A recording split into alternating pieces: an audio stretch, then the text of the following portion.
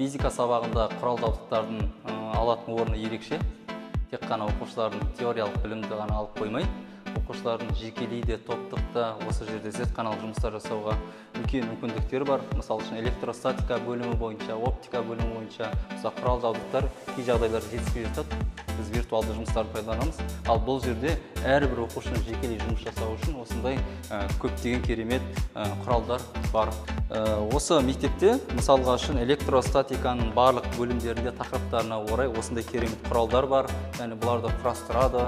Ал бұл жерде электромагнетизмге байланысты бірнеше зертханалық жұмыстар бар. Сол түрлеріне байланысты осы жұмыстарды оқушылар жасап үйренуге қол жеткізді. Осы керемет құралдар бар.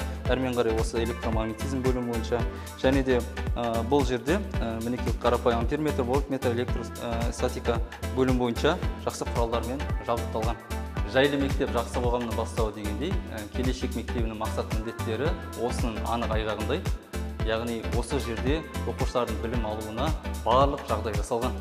Құрал жабдықтар да барлығы да түгелдей дерлік жасақталған. Бұл оқушылар үшін де, ұстаздар үшін де үлкен мүмкіндік деп есептеймін. Енді оқушылардың ғылымға деген, технологияға деген қызығушылықтары осындай құралдарды көргеннен кейін, ұстап көріп жасағаннан кейін артады деген үлкен сенімдемін. Бұл оқушылар үшін қуанатын жағдай.